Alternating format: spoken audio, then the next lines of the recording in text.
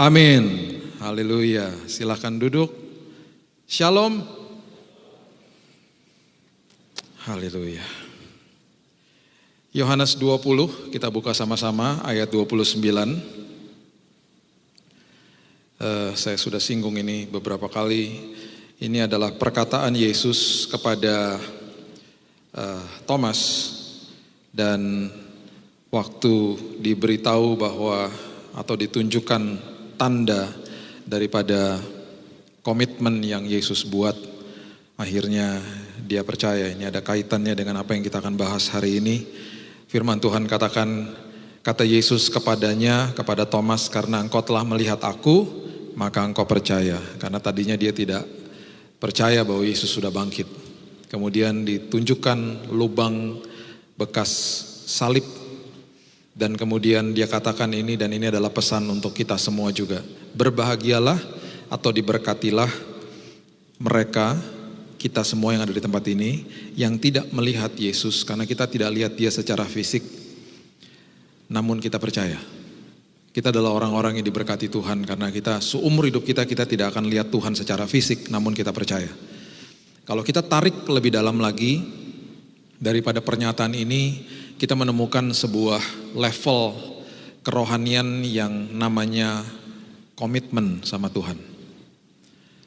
Kalau kita sudah percaya, percaya itu bisa sekedar hanya percaya saja, tetapi percaya tanpa sebuah komitmen itu sesuatu yang akhirnya jadi sia-sia. Nah, seringkali karena kita sudah tidak lihat Tuhan di depan kita, bahkan yang kita lihat masalah, kita menjadi orang-orang yang sulit sekali untuk komitmen. Karena kita juga tidak belajar untuk komitmen sama Tuhan, akhirnya komitmen kita terhadap manusia juga akhirnya rusak. Komitmen secara vertikalnya tidak beres, dan akhirnya komitmen secara horizontalnya pun terganggu akhirnya.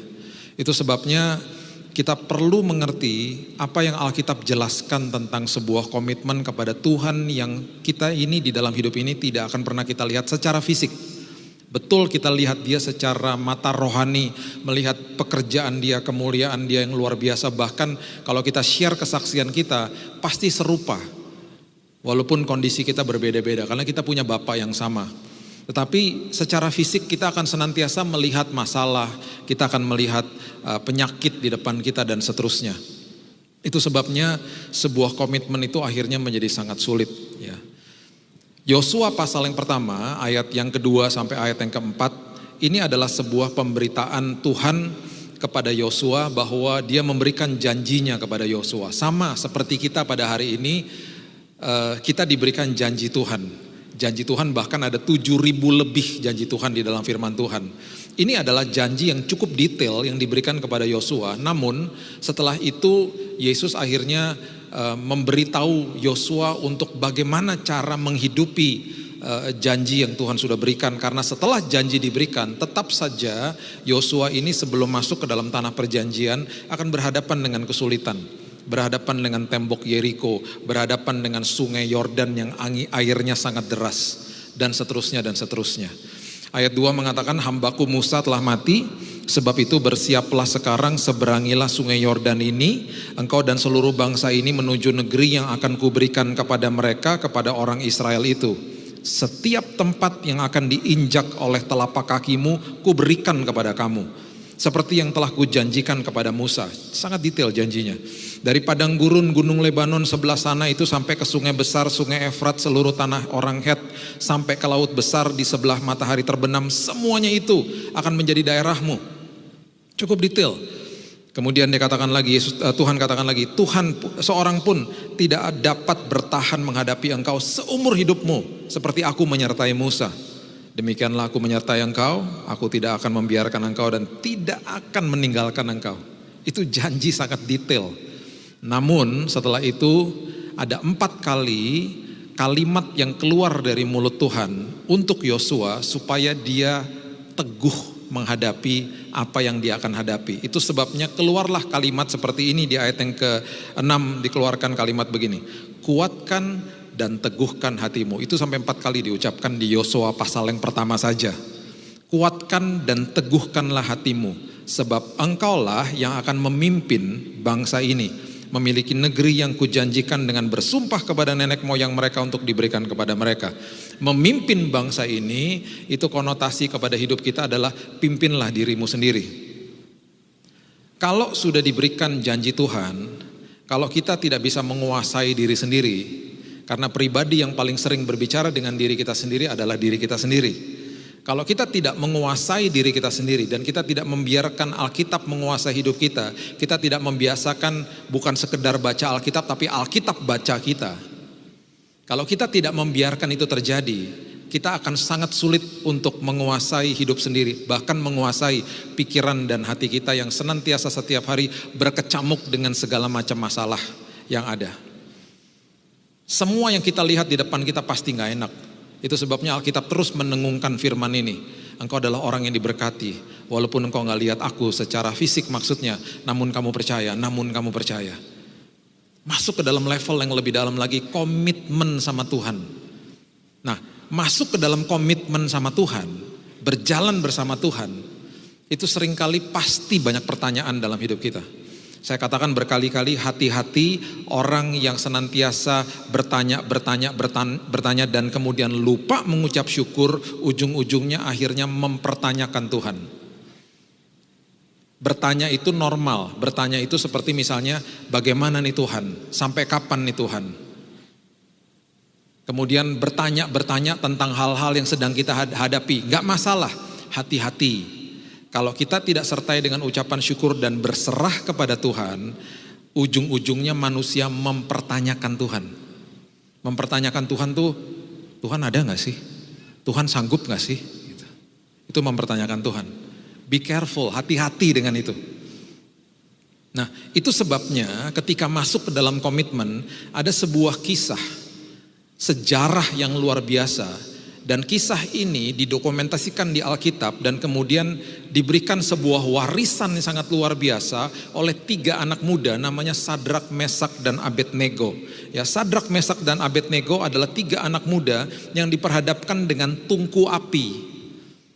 Karena pada saat itu mereka adalah orang-orang buangan dari Israel. Mereka banyak sekali orang-orang yang dibuang dari Israel, exile, dibuang ke Babel, dibuang ke area Persia dan Babilonia. Itu Irak dan Iran yang sekarang. Kita kalau baca sejarahnya, akhirnya mereka dikembalikan ke Yerusalem. Dengan Yerusalem yang kondisinya sudah sangat runtuh. Itu proses pengembalian mereka ke Israel kita bisa baca di Esra, di Nehemia. Itu proses mereka kembali. Tetapi selagi anak-anak muda ini ada di sana, mereka yang tekun di dalam Tuhan, mereka yang senantiasa ada di dalam bait Allah pada saat itu, yang terbiasa memuja Tuhan mereka. Mereka diperhadapkan dengan pagan worshiper, mereka diperhadapkan dengan penyembahan berhala pada saat itu. Dan mereka memegang teguh komitmen mereka, dan sampai-sampai ketika Raja Nebukadnezar mendirikan patung dan diharuskan semua menyembah, kalau tidak menyembah dijebloskan ke dalam tungku api.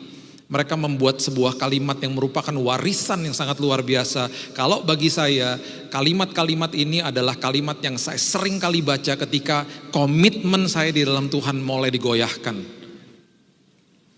Mereka diperhadapkan dengan sebuah kenyataan hidup yang mengerikan, karena kalau tidak disembah, kalau mereka tidak ikut menyembah, mereka dihukum mati, dibakar hidup-hidup.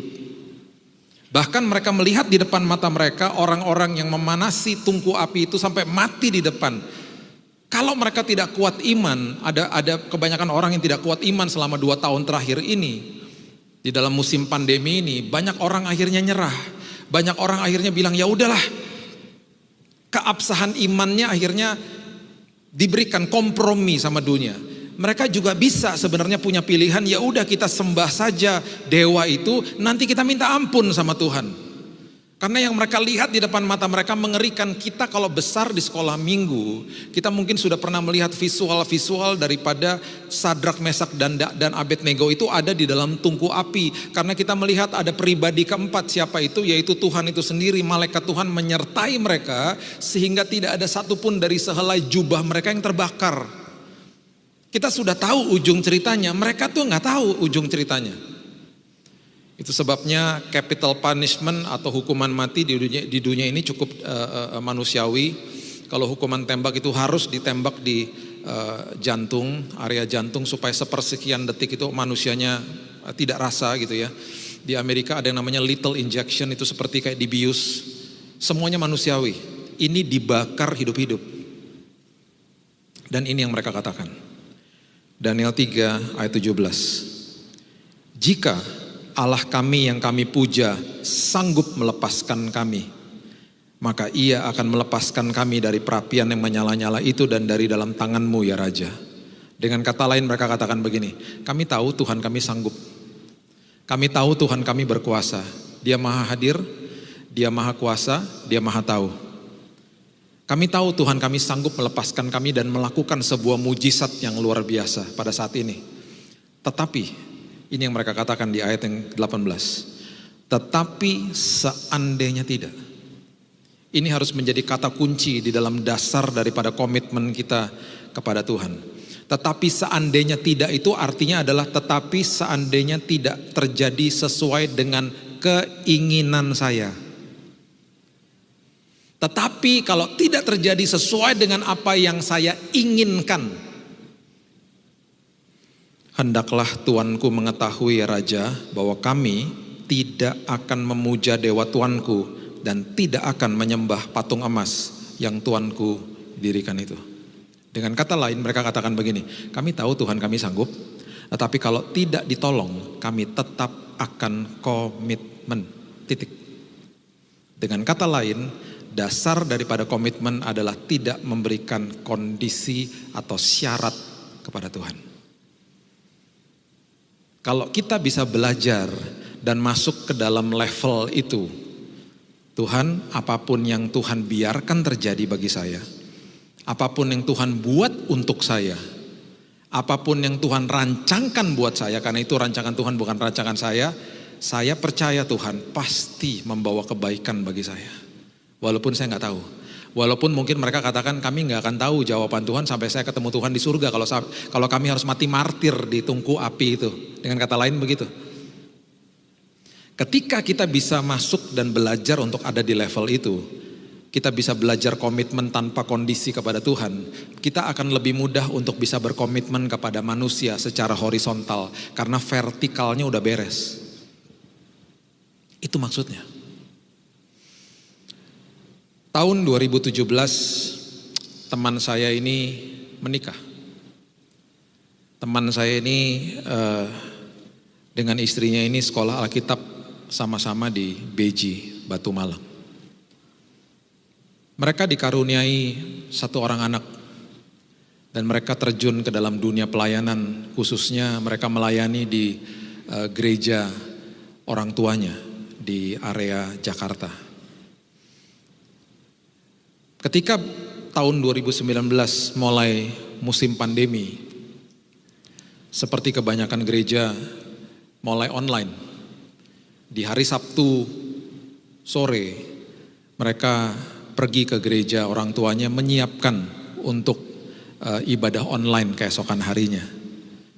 Jadi suaminya ini, teman saya ini dengan istrinya dan anaknya masih 1 tahun dibawa untuk menyiapkan pelayanan buat besok.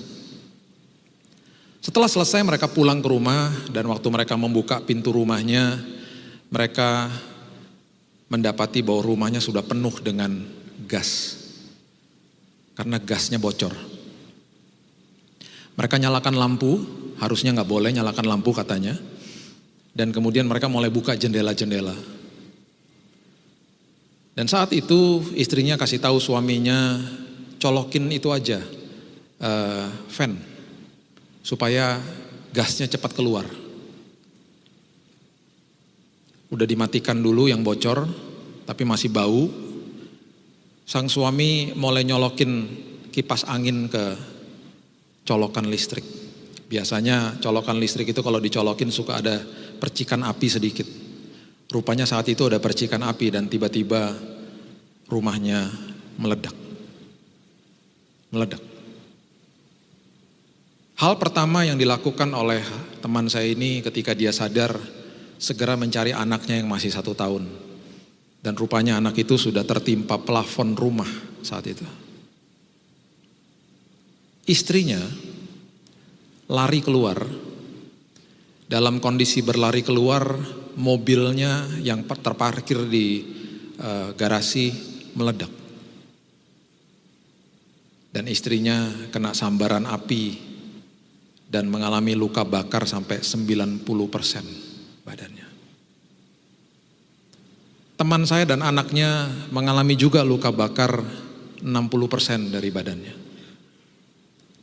Selama mereka lagi pergi ke rumah sakit, dilarikan ke rumah sakit,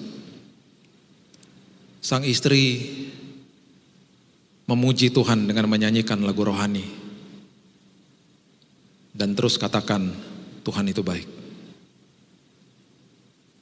Sampai di UGD, teman saya ini mendengar teriakan istrinya karena kulit-kulit yang habis kebakar itu harus dicabut.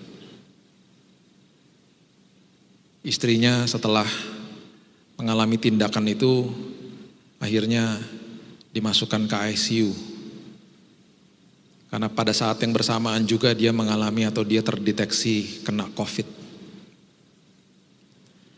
Istrinya ada di ICU selama 28 hari dan akhirnya meninggal. Minggu lalu saya ketemu dengan teman saya ini. Saya undang dia ngobrol-ngobrol di podcast saya. Ketika saya dengar kisah detailnya, saya pun menangis. Dia pun menangis.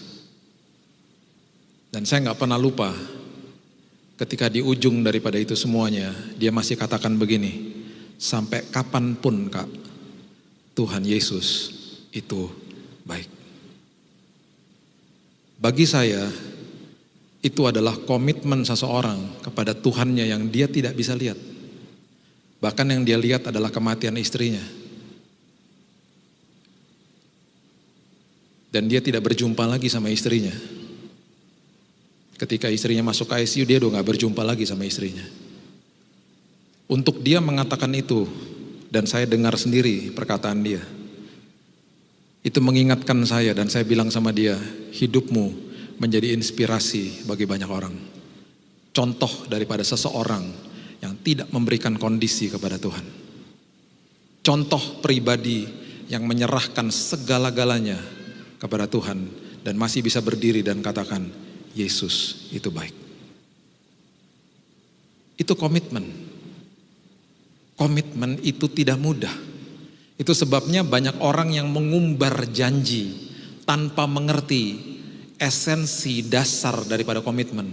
Itu sebabnya janji yang diucapkan selalu indah-indah. Janji pernikahan itu indah, bahkan bisa membuat orang menangis. Janji di depan HRD pun indah-indah ketika orang diterima di dalam sebuah pekerjaan.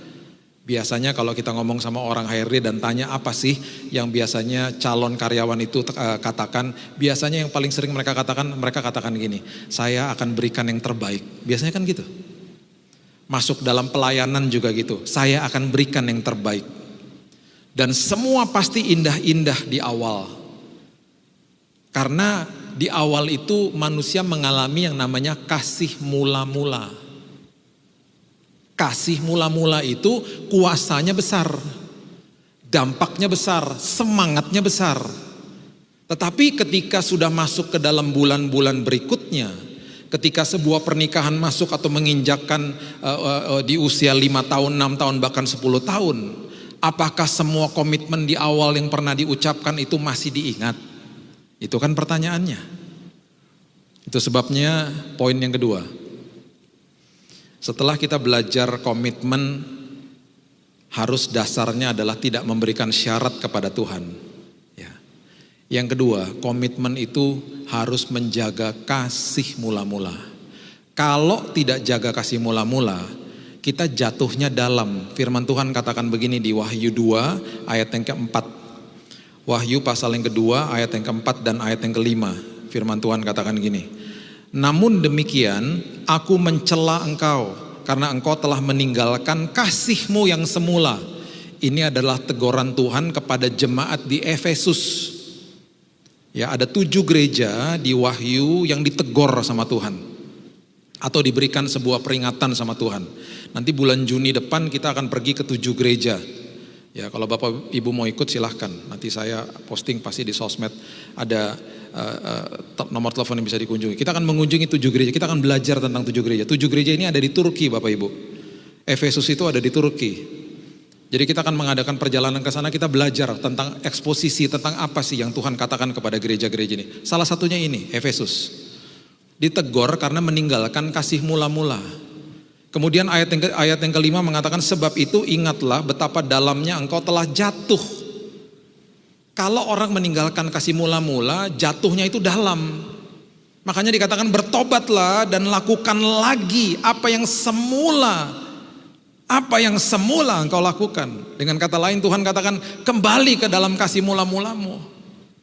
Kalau tidak, aku akan datang kepadamu, aku akan mengambil kaki Dian dari tempatnya jikalau engkau tidak bertobat. Itu maksudnya adalah kemuliaan Tuhan akan hilang dari hidupmu. Itu loh. Makanya orang yang meninggalkan kasih mula-mula, depresi, stres, hidupnya jadi begitu-begitu aja. Karena gak jaga kasih mula-mula. Dan memang susah jaga kasih mula-mula. Ini adalah 3 komponen daripada kasih mula-mula. Setiap di dalam kita mengalami kasih mula-mula itu selalu ada prioritas, selalu ada intensitas, dan selalu ada kualitas yang sangat tinggi. Coba saya mau lihat tangan-tangan yang pernah jatuh cinta siapa? 1, 2, 3 boleh angkat tangan. 1, 2, 3.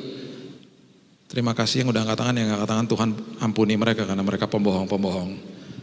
Pasti semua pernah jatuh cinta. Di dalam ketika kita sedang jatuh cinta, itu pasti prioritasnya tinggi. Pasti tinggi. Saya datengin pacar saya dulu, sekarang jadi istri saya. Dia sempat ngomong gini, kamu kok sibuk, kok masih bisa datang ke sini? Prioritas. Nah. Terus kok bisa sering-sering datang ke sini? Intensitas. Terus waktu ngobrol, betul-betul ngobrol, kualitas. Makanya kalau mau lihat orang-orang yang masih pacaran di food court atau di rumah makan, pasti HP-nya ditaruh dua-duanya gini, senyum-senyum gini. Dari jauh kelihatan itu lagi jatuh cinta. Kasih mula-mula. Yang dua-duanya begini, lihat HP, itu udah 15 tahun kawin. Ngomongnya seperlunya. Hah, terserah, pesan aja terserah. Udah males, ngelihat mukanya males. Diajakin ngomong aja begini. Hah, apa? Kok banyak yang gini-gini ya sama sebelahnya. Saya masuk ke sebuah mobil ojek, gokar kalau nggak salah. Ada kalung salib. Langsung saya shalom dong. Shalom mas. Shalom pak. Gereja mana pak? Wah ngobrol. Terus tiba-tiba dia dapat telepon supirnya. Pertama baik-baik ngomongnya. Dapat telepon tiba-tiba gini. Iya. Kenapa? Aku lagi sama penumpang. Bawel banget sih, telepon-telepon mulu. Prok ditaruh teleponnya. Siapa mas? Istri saya katanya. Wih, galak banget mas. Emang mas waktu pacaran kayak begitu? Ya enggak lah pak. Kalau pacaran begitu ya saya gak dapet dia gitu. Lah kenapa sekarang begitu? Bawel mas. Lagian saya udah bosen sama dia. Lah gimana? Makanya ya orang itu kalau di awal luar biasa. Lagi jatuh cinta sama Tuhan coba ngajakin ngopi. Gak akan mau. Besok hari Senin ngopi sama aku. Gak bisa, aku ada FA. Oh hebat loh, kamu FA ya? Iya, jatuh cinta bro. Hari Selasa, gak bisa, FA kedua. Banyak banget FA, semua FA aku datangin. Rabu, gak bisa, FA ketiga. Banyak banget, iya, semua rumah aku datengin, makan gratis. Kurang ajar. Kamis gak bisa, doa puasa, manyar jam 10 pagi. Malam nginden, dua malam. Kalau ada 2 subuh aku datengin juga, gak ada yuk Betani. Kalau ada 2 subuh aku dateng juga tuh. Jumat gak bisa, latihan sama anak-anak musik. Sabtu, youth. Kan kamu udah tua. Jangan salah, youth aku datengin. Gara-gara sekolah minggu aku datengin. Semua level firman Tuhan aku ikutin. Haus. Minggu gak bisa, 3 kali ibadah nginden. Pagi-pagi aku udah di gereja, jam 6 udah doa. Aku lagi mau minta kunci gereja, kalau bisa aku tinggal dalam gereja. Cinta bro, sama Tuhan cinta. Orang-orang kayak begitu, tungguin aja 6 bulan lagi, tanya lagi. Udah bisa ngopi gak? Oh bisa lah, fleksibel sekarang waktunya. Udah lupa biasanya. Saya nggak bilang kita harus ke gereja tiap hari. Tapi orang-orang yang mengalami kasih mula-mula tuh kayak gitu. Semangatnya tinggi. Perhatikan ini baik-baik. Orang yang menjaga prioritas, intensitas, dan kualitas itu sama dengan konsisten. Orang yang konsisten itu jarang. Orang yang konsisten dimintai pendapat sama orang lain. Orang yang konsisten jadi berkat bagi orang lain. Orang yang konsisten dipercaya. Bahkan Tuhan percaya sama dia. Paulus mengatakan begini, kalau kamu mau mendapatkan pewahyuan yang lebih dalam, kamu harus menjadi orang yang dipercaya. Itu firman Tuhan. Makanya ya banyak orang nggak masuk sini keluar sini firman Tuhan, nggak dapat pewahyuan. Karena apa? Nggak konsisten hidupnya. Banyak orang cari jalan pintas.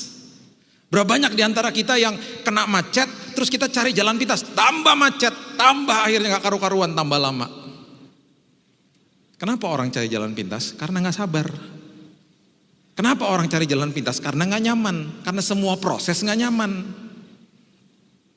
Jaga kasih mula-mula. Jaga prioritas, jaga intensitas, jaga kualitas. Kita akan menjadi orang-orang yang konsisten. Saya masih telepon-teleponan sama bekas pacar saya dulu. Saya menikah sama sahabat saya. Saya masih telepon-teleponan sampai hari ini. Anak kami udah 22 tahun dan 15 tahun. Setiap kali keluar kota masih kadang-kadang bingung dan ngomong. Semua udah diomongin, cuman diem-dieman aja di telepon. Karena mau dengar suaranya aja. Masih sampai hari ini. Tadi malamnya masih telepon-teleponan sama istri saya. Selalu begitu. Dulu waktu pacaran bukain pintu mobil, sekarang masih bukannya masih lah. Karena dia bilang ini aku juga bisa, saya balas lagi, aku juga tahu. Konsisten. Saya mau hidup saya konsisten dan itu adalah keputusan yang kita ambil setiap hari. Yuk kita jaga prioritas, kita jaga intensitas, kita jaga kualitas ya. Besok kalau saya pulang, istri saya akan jemput saya di airport. Dan saya akan nyupir, dia akan duduk di sebelah saya. Dia akan taruh HP-nya, dia akan ngobrol sama saya. Gimana nginden kemarin, ketemu siapa aja, ngapain aja. Nanti berbalik saya nanya kamu ngapain aja. Itu pasti ngobrol sampai pulang, 30 menit dari airport ke rumah saya. Temen ngobrol saya. Dari dulu sampai sekarang. Dan itu yang saya katakan, yuk kita hidupnya konsisten. Supaya yang paling diberkati adalah siapa? Anak-anak. Karena mereka lihat orang tuanya konsisten. Mau dipercaya sama Tuhan, hiduplah konsisten. Dipercaya perkara besar sama Tuhan. Yang ketiga, semua komitmen pasti diuji. Nggak mungkin enggak. Pasti diuji. Masalahnya kita melihat dalam kacamata cobaan, itu yang bahaya, itu yang perlu dimengerti. Ya, 1 Petrus 1 ayatnya yang ke-6 sampai 7 katakan begini. Bergembiralah akan hal itu, sekalipun sekarang ini kamu seketika harus berduka cita oleh berbagai-bagai pencobaan, maksudnya trials atau ujian ya. Walaupun sekarang kamu harus sedih, kamu harus berduka cita pada saat ini, namun bergembira, ini kan ironis. Ini kan sebuah kalimat yang paradoks, bergembira walaupun lagi berduka cita. Kamu bergembira kenapa? Karena ini adalah kesempatan untuk kamu belajar, karena kamu belajar sesuatu, karena kamu sedang diuji, maksudnya gitu. Maksud semuanya itu ialah untuk membuktikan kemurnian imanmu yang jauh lebih tinggi nilainya daripada emas yang fana. Diuji kemurniannya dengan api, sehingga kamu memperoleh puji-pujian, kemuliaan dan kehormatan pada hari Yesus Kristus menyatakan dirinya. Udah pasti Tuhan akan nyatakan dirinya. Ada hal-hal yang kita akan termanifestasi, kita akan lihat hasil-hasilnya. Waktu lagi lewatin memang gak enak. Itu sebabnya begini caranya. Setiap kali ada pergumulan hidup, langsung kita harus switch paradigma kita. Tuhan, ini ujian. Jangan berpikir ini cobaan. Seringkali gini, cobaan itu adalah mengeluarkan kelemahan saya dan memakai kelemahan itu untuk menghancurkan saya. Itu cobaan. Jadi contohnya gini, misalnya kita orangnya gampang pemarah, kita orangnya yang cepat tersinggung. Ada sesuatu yang memicu kemarahan kita akan tidak berpikir bahwa ini ujian, kita akan terus marah-marah aja terus. Kita nggak pernah mau berubah akhirnya. mengeluarkan semua tekanan akan mengeluarkan kelemahan kita. Dan ketika kelemahan kita keluar, ketika kita tidak paham dengan baik dan benar, kita akan terus ngikutin kelemahan kita. Akhirnya yang orang sering marah terus saja marah. Lama-lama dia menyalahkan semua orang. Kenapa semua orang tinggalin saya? Ya kamu suka marah, kamu dikit-dikit tersinggung, kamu sensitif. Lihat dari kacamata ujian. Jadi gini, kalau ada masalah gini, akan sama-sama seperti cobaan mengeluarkan kelemahan saya. Tetapi kalau ujian, saya akan pakai kelemahan itu untuk membuat saya lebih baik. Itu ujian. Kalau cobaan mengeluarkan kelemahan saya dan memakai kelemahan itu untuk menghancurkan saya, itu yang iblis lakukan. Iblis lakukan itu selalu. Kita harus rubah, kita bilang ini, enggak, saya tidak mau begitu lagi. Walaupun kelemahan saya akan keluar, saya akan pakai ini untuk membuat saya lebih baik. Makanya namanya sekolah kehidupan. Mata pelajarannya 1 Korintus 13 ayat 4 sampai 7. Mata pelajarannya tertulis semua di situ. Kasih itu sabar, murah hati dan seterusnya. Jangan kaget kalau kita lihat mata pelajaran itu semuanya belum lulus. Lah, belum lulus semuanya. Gak apa-apa, sekolah kehidupan. Gak akan berhenti sampai Yesus datang, gitu loh. Jadi kalau kita lihat itu dengan kacamata ujian, kita merdeka. Makanya namanya ujian matematika. Ketika dapat hasilnya ada nomor yang salah, nomor 2 salah. Oh itu berarti kelemahan saya gak belajar, saya gak ngerti formulanya. Ketika saya belajar lagi diuji bisa gak? Bisa, makanya namanya ujian matematika, bukan cobaan matematika. Namanya ujian nasional, bukan cobaan nasional. Anak-anak siap-siap, minggu depan akan ada cobaan nasional, bingung. Ujian nasional, diuji.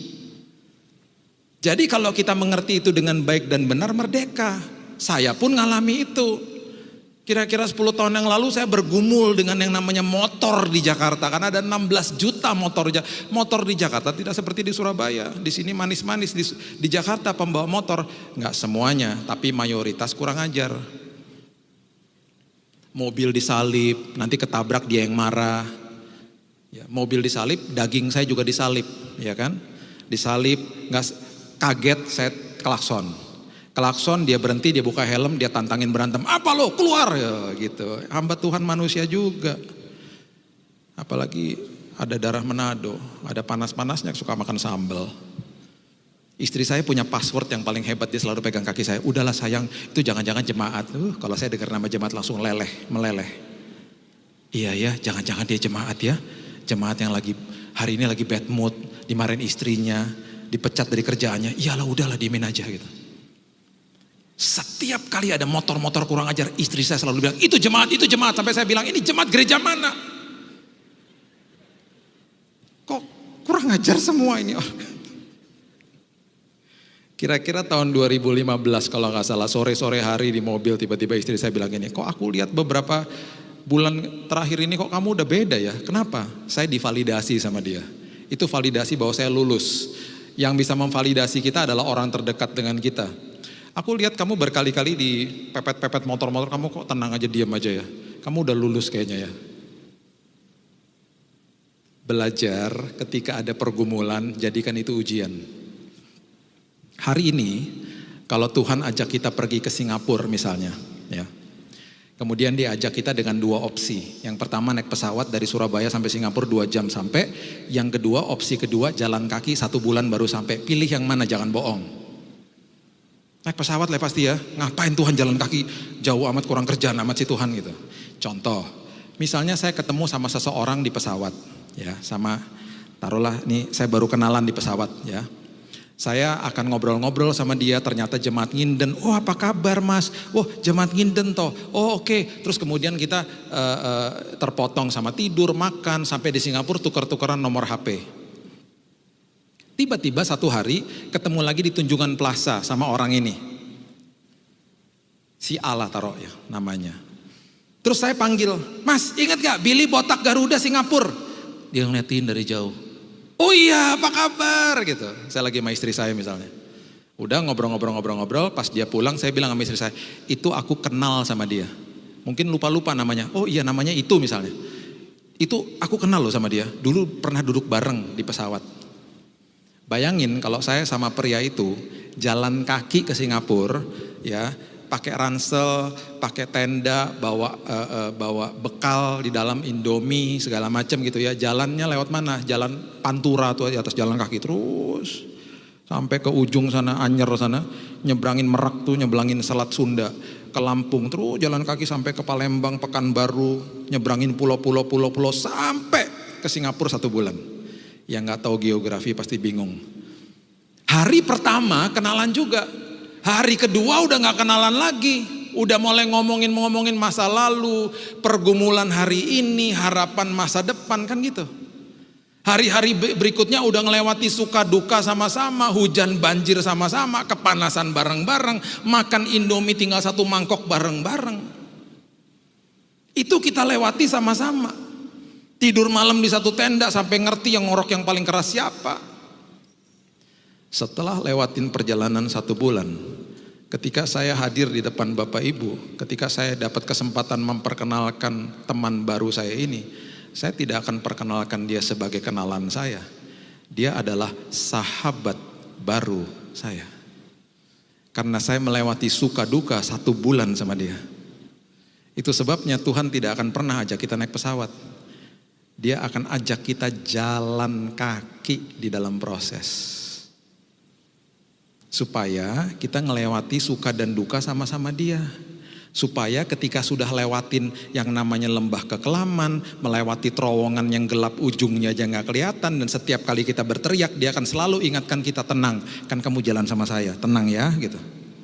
Setelah udah lewatin semuanya itu, Tuhan biasanya colek kita dan suruh lihat ke belakang, kita bilang gini, kok bisa ya Tuhan aku ngelewati itu semuanya. Tuhan ingatkan lagi, kan sama saya jalannya.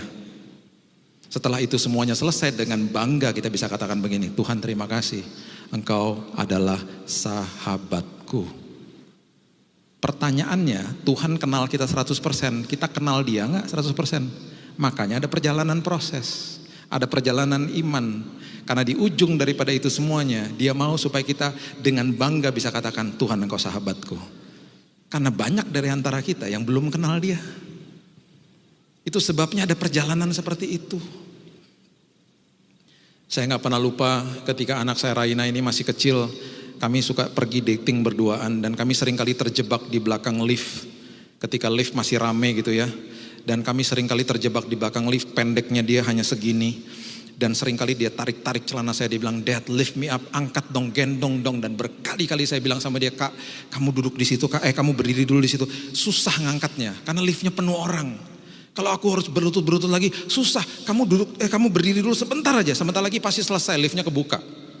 Sampai 1 hari, saya baru paham bahwa pemandangan dia di belakang itu, di bawah itu betul-betul gak enak. Bapak Ibu bisa bayangkan berdiri di belakang lift, pendeknya cuma segini. Semua orang kan ngadepnya ke sana. Pemandangan di depan dia tuh gak nyaman. Yang udah ketawa-ketawa dapat pewahyuan, yang belum ketawa-ketawa tanya sama sebelahnya, maksudnya apa ya?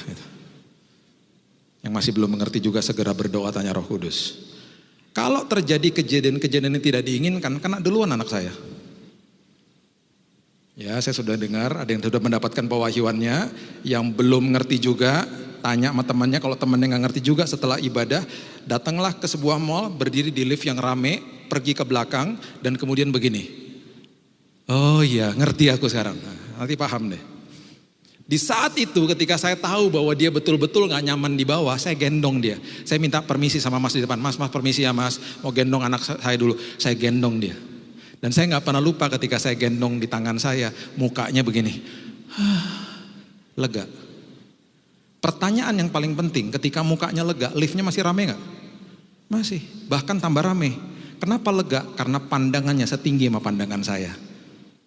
Kalau lagi lewati masalah, jangan ngeluh, jangan nangis-nangis sama Tuhan. Bilang gini, Tuhan gendong aku Tuhan. Tiba-tiba kita akan rasa damai sejahtera, sukacita, hikmat, pengharapan dari Tuhan. Masalahnya masih ada. Kadang-kadang tambah berat. Tapi kita bisa lewati semuanya karena kita lihat dari perspektifnya Tuhan. Tinggi lihatnya. Setiap kali lewati masalah, selalu punya prinsip seperti itu. Ini kesempatan bagi aku untuk berubah. Ini kesempatan bagi aku untuk makin diuji, makin dimurnikan sama Tuhan. Dan setelah melewati itu semuanya, setelah kita mengerti komitmen itu tidak berkondisi, komitmen berarti menjaga kasih mula-mula, komitmen itu diuji, komitmen akan menghasilkan tanda. Orang yang komit pasti ada tandanya. Beberapa hari lalu Serena Williams, pemain tenis wanita yang paling luar biasa, baru pensiun. Pemain tenis kalau komitmen tangannya itu besar, lengannya itu besar sebelah karena pegang raket terus. Kalau mau ngadu sama orang main tenis, kalau lihat tangannya sama besarnya nggak komitmen dia. Kalau tangannya besar sebelah itu komitmen, karena semua komitmen pasti ada tandanya. Baik itu merupakan pengetahuan, orang yang mengerti tentang bidang tertentu dia akan bisa jelaskan dengan sangat luar biasa. Itu tandanya. Domingus yang tahun 99 dipenggal kepalanya karena gak mau menyangkal Yesus. Bertemu dengan Yesus kembali lagi ke tubuhnya. Tuhan kembalikan hidupnya. Itu masih ada tandanya di sini. Tanda-tanda kesaksian. Jadi orang-orang anak-anak Tuhan, kalau ikut Tuhan, kalau berkomitmen dengan Tuhan, pasti ada tandanya. Seringkali tandanya itu merupakan sebuah kesaksian hidup. Beberapa tahun yang lalu saya ada di kota Makau dengan teman saya. Anak-anak waktu itu masih kecil-kecilnya, kira-kira kejadian mungkin sekitar 12 tahun lalu kalau gak salah. Masih kecil-kecil anak-anak. Jadi saya bawa kereta anak. Satu hari kami mendengar ada sebuah mall, sebelahnya ada hotel sama seperti di Jakarta. Dan di mall itu food courtnya besar, katanya ada makanan-makanan enak. Jadi karena mau makan siang kami pergi ke sana. Kami dengar juga bahwa ada bus gratis yang mengantar kita ke hotel itu. Hotelnya hotel bintang 5, sebelahnya ada mallnya. Jadi kami cari terminal bus itu, kami naik busnya. Waktu sampai di terminal bus, sampai di busnya, saya lihat supirnya lagi duduk tenang-tenang. Saya mau masukin kereta anak saya di bagasi bus. Kalau bus itu bagasinya bukan di belakang tapi di samping toh. Jadi saya lihat supirnya diam aja, saya buka sendiri bagasi busnya, saya masukin kereta anak saya tutup, saya naik ke atas. Singkat cerita sampai di hotelnya, ya karena mungkin barang saya sendiri cuman di bawah bus itu nggak ada barang lain. Itu tergoyang-goyang, tergeser-geser kereta anak saya. Waktu kami turun, semua penumpang turun, ya ini posisi supir di sini, pintu bus kebuka dari sana, penumpang turun, itu bagasi kan di sebelah kiri. Saya lihat supirnya diam lagi, saya buka sendiri, saya lihat aduh kereta anak saya udah masuk ke dalam.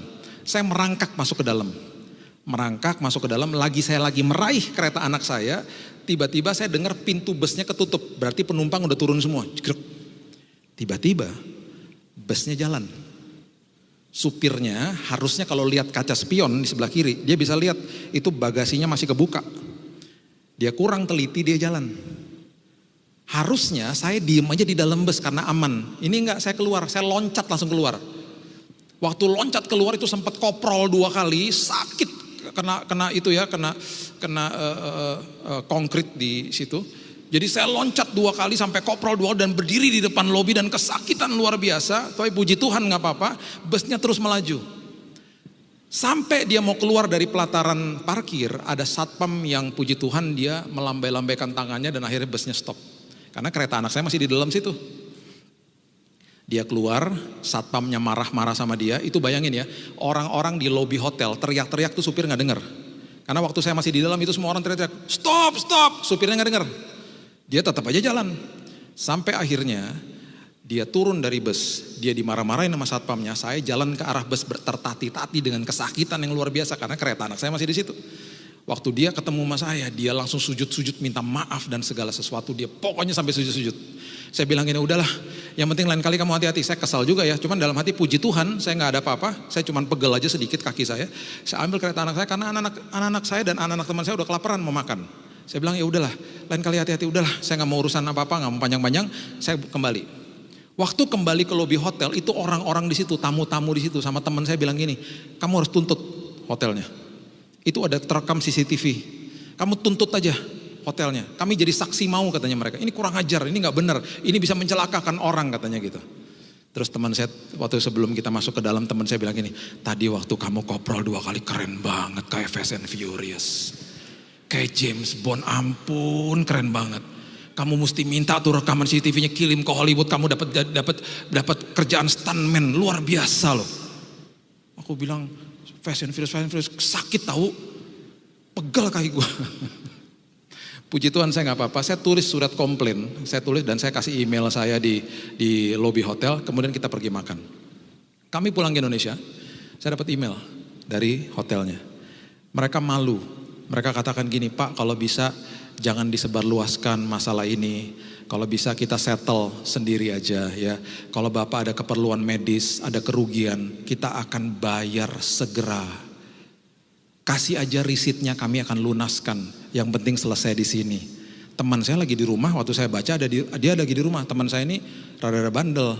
Dia bilang gini, bro, kita tulis aja ada perawatan medis. Nanti gue buatin palsuin aja 200 juta. Supaya lu dapat ganti 200 juta.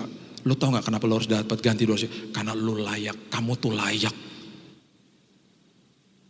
Kamu layak katanya, karena kamu dirugikan, dia bilang gitu. Itu ya waktu malam-malam mau tidur, itu suara itu terngiang-ngiang loh di telinga saya. Kamu layak, kamu layak, kamu layak.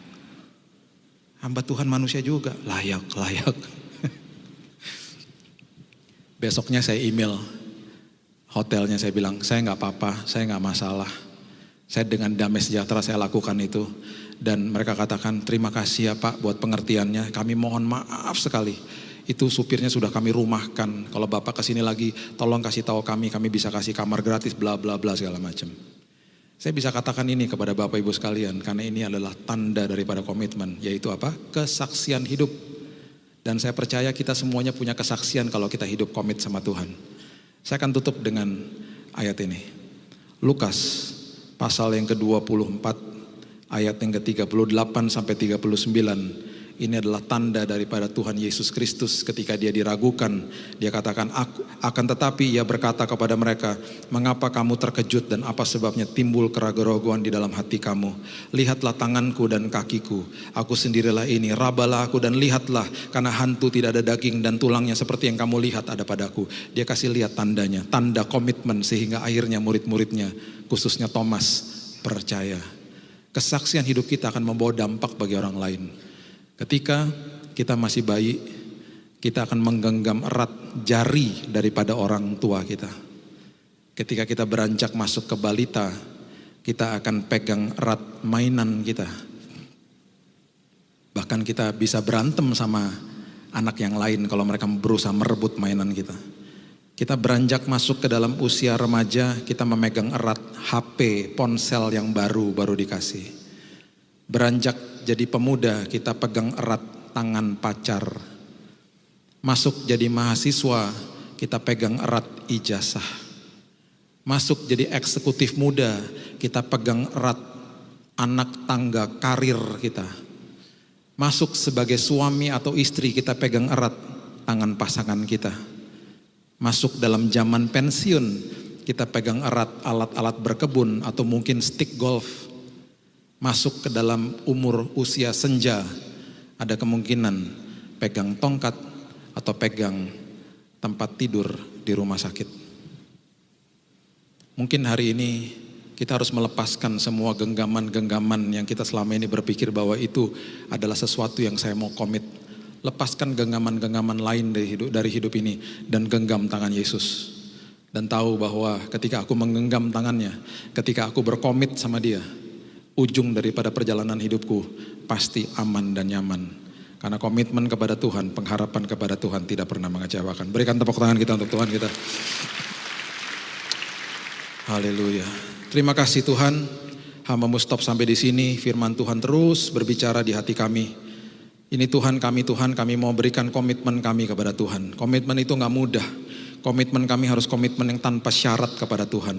Ketika kami belajar seperti itu Tuhan, kami akan lebih mudah untuk memberikan komitmen kami kepada manusia. Kami mau jaga kasih mula-mula kami Tuhan. Kami tidak mau tinggalkan kasih mula-mula kami. Kami mau berbahagia ketika ujian itu datang, karena itu kesempatan bagi kami untuk terus berubah. Dan pada akhirnya kami menyandang tanda yang luar biasa, yaitu kesaksian hidup di mana bukan sekedar kami diberkati, orang lain diberkati. Kami mau pegang dan genggam tangan Tuhan sampai selama-lamanya. Karena justru di situ kami menikmati keindahan, kemuliaan, dan pengharapan yang tidak pernah mengecewakan. Ini kami Tuhan, dan ini hidup kami, ini komitmen kami kepada Tuhan. Terima kasih Bapa. Hanya di dalam nama yang indah, Yesus Kristus, kami sudah berdoa dan mengucap syukur. Kita sama-sama katakan amin. Tuhan berkati.